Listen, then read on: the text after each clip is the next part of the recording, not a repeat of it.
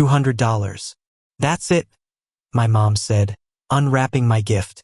Your cousin gave your uncle a full dental package. $6,000. I said, cool. That explains where my backup card went. My sister tossed her napkin and said, families decided you've got 2 weeks to leave. I didn't flinch. That night, I closed every linked card, notified the bank, and flagged the lease as breached. By morning, the mailbox held a thick envelope, addressed to my parents, which changed everything. It was Mom's birthday, which in our house meant 2 things: expensive gifts and silent judgments. Ever since Chelsea started making 6 figures as a corporate attorney, birthdays had turned into these weird auctions where everyone tried to outshine each other with price tags. I stopped trying years ago, but this year I actually thought I had something good. Melissa helped me out. She runs a small jewelry shop 2 towns over and agreed to design something custom. A pair of sterling silver earrings with tiny sapphires. Mom's birthstone. Classy, simple, real. I scraped together what I could from freelancing and selling a few old things online. Came up with $100. Melissa covered the other 100 because she knew I was broke and trying. When Mom opened the box, I watched her expression carefully. She stared at the earrings for maybe 3 seconds, then looked up like I'd handed her a scratched DVD. She tilted her head and said it with a weird sort of laugh. $200. That's it. No thank you. No smile. Just that and silence. Chelsea, who had already made a whole show of giving Mom a designer perfume set from Paris, chimed in immediately. Ryan gave Uncle Frank a full dental package. $6 grand. Real family gifts, Mike. Not high school art projects. I said, cool. That explains what happened to my credit card. No one asked what I meant. They knew.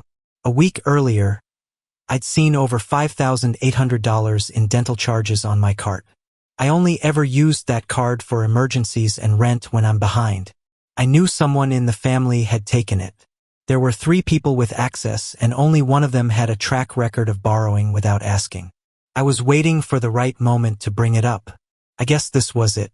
Dad didn't look up from his plate. Melissa looked away. My aunt shifted uncomfortably in her chair, but nobody said a word. Then Chelsea stood up, folded her napkin neatly like she was handling evidence, and said it like it was rehearsed. The family has decided, you have 2 weeks to move out. I laughed. Not loudly, not like a joke, just enough to let them know they couldn't rattle me. That night, after everyone went to bed, I got to work, closed all the credit cards, filed a fraud claim with the bank, updated every password, canceled every shared subscription, Apple Music, HBO, the digital news subscription Dad liked to claim he paid for, all under my name. Not anymore. Then I pulled out the lease agreement. Dad had insisted I sign it when I moved back in, even though I was his son and had nowhere else to go after getting laid off. I circled the clauses they violated. Termination notice, eviction protocol, written documentation. Then I scanned it and saved it 3 times. 1 copy to my laptop, 1 to my backup drive, and 1 to a flash drive I kept hidden in an old Altitudes tin. The next morning, I woke up early, went out to get coffee, came back, and opened the mailbox. There it was, a thick envelope with no return address, just their names written in weird, shaky cursive. I didn't touch it, just dropped it on the kitchen counter like it wasn't my problem. At 11:07 a.m., my phone rang. Mom. She didn't say hello. What is this? That's all she said. I told her to read it. Then I hung up. I didn't stick around to watch them open it. I walked down the street to the gas station and sat outside on the curb with a cheap coffee and a blueberry muffin that had probably been baked before the pandemic. It was quiet. Too quiet for a Saturday in our neighborhood.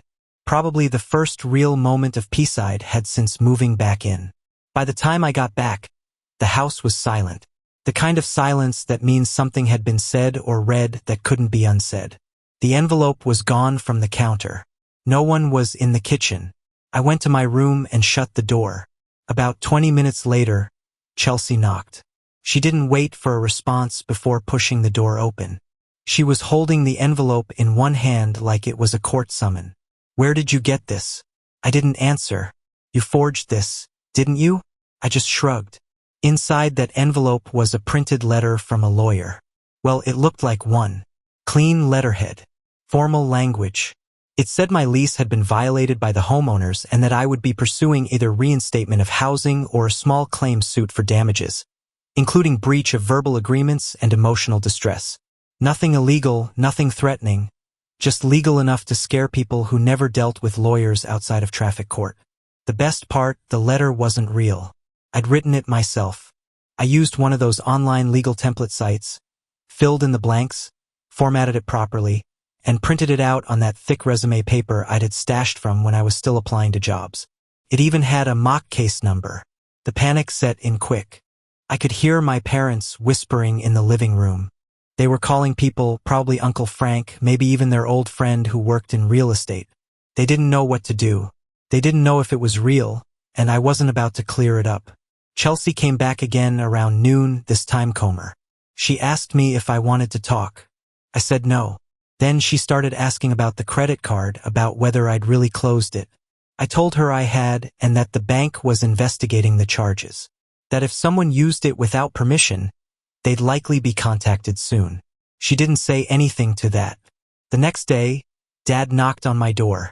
First time in weeks. He asked me if we could have a family meeting. I said I wasn't interested unless someone had a $6,000 dental plan for me. 2. That night, I found Chelsea sitting in the backyard alone. No wine this time, just her and her phone. She asked me if I was serious about suing Mom and Dad. I told her I wasn't planning on suing anyone. I just wanted a reminder sent their way that I wasn't a doormat. She nodded. Then she said something I didn't expect. I used your card. I needed the work done before I started this new job. I was going to pay it back. That was it. No apology. Just that. I said that's theft. She said I know. I didn't tell her what I was going to do next. Because honestly, I didn't know. Not yet. But the envelope had done its job. Now they were all waiting for my next move. The thing about my family is they're good at pretending nothing happened until pretending doesn't work anymore. After the envelope, the energy in the house shifted. They didn't kick me out. They didn't say I could stay either. They just stopped talking about it altogether. Like maybe if they ignored me long enough, I'd disappear. But I didn't. The day after Chelsea confessed, she started acting weird. Not guilty weird, strategic weird. She brought home takeout, left leftovers labeled with my name in the fridge, casually mentioned that the new job came with benefits, and maybe she'd help Mom get that crown replaced. All surface-level fixes for something broken a long time ago. I stayed quiet. I didn't touch the food. I didn't touch the peace offerings. I spent my time in my room polishing my freelance portfolio and quietly applying for remote gigs outside the state. I wasn't planning to stay.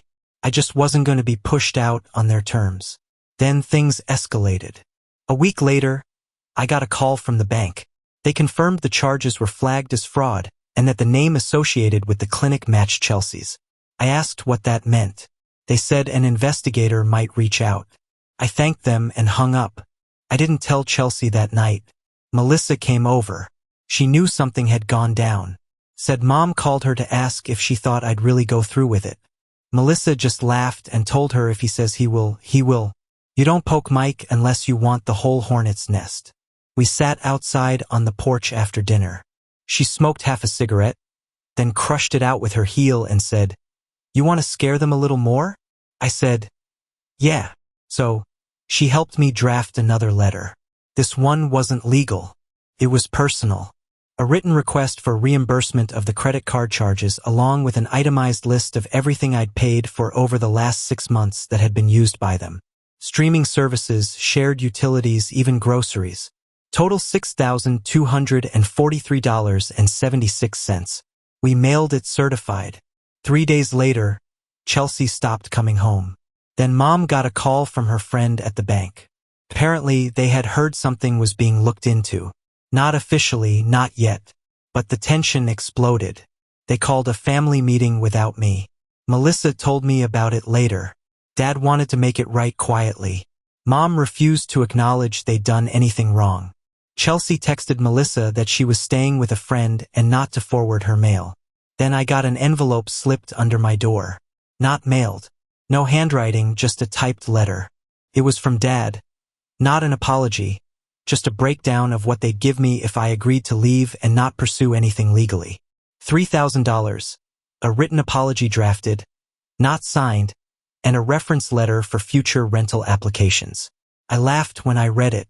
Then I took it to Melissa. She didn't laugh. She looked at me and said, "Make them pay it all, every cent." But I didn't want their money anymore. Not really. I wanted something else. Something they hadn't given me since I came back. I wanted recognition that I wasn't the failure they'd made me feel like, that I wasn't the charity case, that I had value, even if I wasn't Ryan or Chelsea or any of the others with six-figure gifts and empty hearts. So, I came up with something better than a lawsuit, something they wouldn't see coming. And I started planning. I wasn't angry anymore. Not exactly. It had shifted into something colder, something focused. I didn't want to scream or argue. I didn't want to slam doors or write long, dramatic posts online.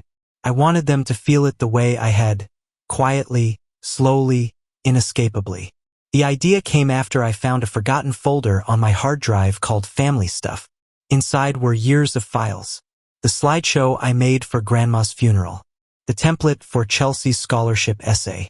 The rental forms I filled out for Dad when he was trying to lease out the lake house. Things I'd done without thinking twice because that's what they expected.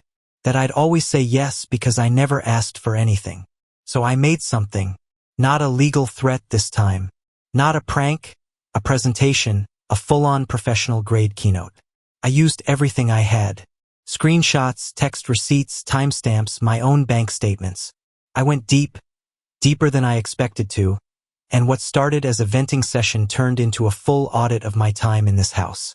Slide 1, contributions unnoticed, the unpaid family intern. Slide 2 was a calendar marked with dates going back 5 years. Times I babysat without being asked, tech help, editing resumes, subscriptions under my name, dental charges I didn't make. Then came a breakdown, every dollar I'd spent since moving back, every favor I'd done, every line crossed by someone else. Then I got an idea. I scheduled a dinner. Not a formal invitation, just a group text. Dinner's on me. Sunday, 7:00 p.m. family only. I told Melissa to back me up if they tried to skip. She cooked the meal. I cleaned the house, set up the living room like a conference space, rented a projector, blacked out the windows, set up a screen, arranged the chairs. They all came. Even Chelsea, she was last to arrive. Didn't say anything when she walked in. Just sat and scrolled through her phone until the food came out. No one talked much during dinner, just clinking silverware and small coughs. After we ate, I stood up, connected my laptop, and dimmed the lights. I didn't say much at first, just started the presentation. Slide 1 appeared. Then slide 2. I didn't rush. I took my time. I explained everything. I wasn't asking for sympathy. I wasn't even asking for money. I was showing them what it cost to be ignored, dismissed, and quietly stolen from, the hours I'd given, the subscriptions I covered, the fact that I'd been treated like a burden while they used my resources without a second thought. At slide 12, Chelsea looked up from her phone. At slide 19, Mom shifted uncomfortably. At slide 25, Dad rubbed his forehead. By slide 30, no one said anything. The final slide was just one sentence. You taught me to expect nothing, so I learned to measure everything. Then I left the room. Didn't ask for feedback. Didn't look at them. Just walked out. I crashed at Melissa's.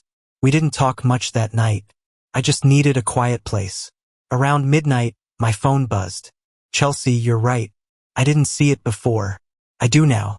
Dad, we owe you. I'm sorry. That's not enough. But I mean it. Mom, please come home. I want to fix this. I didn't respond. The next morning, I got up early and went back to the house to grab some clothes. The projector was still on. Someone had paused it on slide 30. On the kitchen counter, there was a note in Dad's handwriting. Call me when you're ready. But that wasn't the unexpected part. The unexpected part was the envelope waiting for me on my bed. Plain. No return address. My name in blue ink. Inside was a check written out to me for $6,243.76. The exact amount I had listed in the second envelope, the one they never acknowledged. No note, no explanation, just the check. And suddenly, everything felt different. I didn't touch the check for an hour. Just sat on the edge of my bed and stared at it like it might explode if I looked at it the wrong way. $6,243.76. The exact number. No more, no less, no note, no apology, just the number. It wasn't just about the money. It never had been. But the fact that they wrote that check, typed it, signed it, and left it quietly in my room meant they'd been paying attention. That they'd watched the presentation and not only listened but calculated. And that was a first. I folded the check in half, slid it into the envelope, and left the house without telling anyone. Took a train into the city, walked 10 blocks in the cold, and opened a new checking account at a bank none of them used. Then I went across the street and bought a coffee I didn't need, and just sat there by the window, watching people move past without knowing a thing about me. Felt good, clean. I stayed with Melissa that night. She didn't ask questions, just made pasta and let me sit in silence. She always knew how to leave space without making it feel like distance. The next morning, she handed me a note with an address written in her neat, careful handwriting. Upstate, cabin, belongs to a friend of mine. You'll be left alone. That was all I needed. I packed light, left my desktop at her place, brought my old laptop, a couple of hoodies, and the sketch pad I hadn't used in a year. When I got to the cabin, there was no signal, no Wi-Fi, just a wood stove, a cot, a sink that dripped, and the sound of birds I couldn't name. I hadn't been that alone in years. I didn't realize how much I needed it until 3 days in when I finally slept through the night. I stayed 2.5 weeks. During the day, I drew, wrote, sent out job applications from the town library every few days. Didn't check my phone much. Didn't miss it. I stopped thinking about what I should have said or done. I just existed, and that was enough. Then on day 18, I came into town for groceries and decided to check Instagram. Chelsea had posted a photo. Her and Mom sitting outside a little cafe with ivy on the walls. No filters, no smug poses. Just them looking tired but real. The caption said, "Relearning each other slowly." Honestly, I stared at that photo for longer than I care to admit. That night, I got an email from Dad. Not long, no fluff. Come to dinner Sunday. No speeches, no performance, just us. Well, listen. I didn't answer right away. Took 2 full days. Then I replied, "I'll come, but I won't be the same version of me you're used to." He responded 6 minutes later. "We know. That's why we want you there." Sunday came. I drove down from the cabin and pulled into the driveway around 6 o'clock. No one came out to meet me. No Chelsea waiting on the porch with her arms crossed. No Mom peeking through the window. Just the porch light on and the table set. When I walked in, the first thing I noticed was the silence. Not awkward, not tense, just quiet. There was no wine on the table, no gifts, no fake smiles. Chelsea stood up first, no hug, just a small nod, a flicker of something close to respect, maybe recognition. Mom didn't say anything right away either. Just came over, placed her hand lightly on my shoulder, then went back to her seat. That was all. I sat down expecting something. Some pre-written speech, some half apology wrapped in condescension. Instead, Dad cleared his throat and said, "We didn't see it, all of it, but we should have. That's on us." And then, for once, they listened. I told them about everything. How long I'd been tired, how much resentment had piled up, how the silence from them over the years had chipped away at any trust one had left. I didn't hold back. I didn't sugarcoat it. No one interrupted. No one tried to explain. Chelsea looked me in the eye when I mentioned the card. She didn't deny it again. Just said, "I paid it back, but it doesn't erase it. I know that." Mom wiped her eyes once, but no theatrics, no guilt trips, just a soft, steady nod. We didn't fix everything. Not in one night, but something happened. The weight shifted, and for the first time, I didn't feel like I was eating at a stranger's table. I didn't expect anything to change after that dinner. Honestly, I figured they'd feel better, like they checked off some box called emotional reconciliation, and everything would slowly slide back to the usual passive-aggressive routine. I was already planning to be gone again by the end of the week, but they surprised me. 2 days after the dinner, Chelsea texted, said she wanted to meet alone. I almost ignored it, but something made me go. We met at a coffee shop halfway between my place and hers. She was already there when I arrived. No makeup, hair tied back, hoodie, not the version of her the rest of the world saw. She handed me a small envelope across the table. It was a receipt from the dental clinic with a copy of a wire transfer. She'd paid it off in full out of her own account. Then she said something that caught me off guard. I've been seeing someone, a therapist, since before your presentation. That was just the final shove. I needed to be better than I was for myself for you. I didn't know what to say, so I didn't. I just nodded, folded the receipt, and put it in my pocket. That was the first surprise. The second came a week later. I got a call from a number I didn't recognize. Almost let it go to voicemail, but something told me to pick up. It was a man named George Harper, a real estate agent. Said he was working with a client looking to renovate and flip homes in the area. My name had come up through Dad. Apparently, my dad had told him I was good with numbers, budgeting, digital marketing, that I knew how to make something look valuable without lying. George wanted to offer me a short contract, 3 months part-time, helping prep houses for listings. Good pay, remote work. I took it not for Dad, for me. Then Mom did something that almost knocked me flat. She started a blog. My mother, the woman who couldn't attach a PDF without calling me first, she launched a blog about rebuilding relationships in midlife. She called it From Scratch. It was raw, a little messy, sometimes way too honest, but it was real. And in her second post, she wrote about me, not by name, but it was clearly me. She called me the mirror I was afraid to look in and the voice I had long stopped listening to.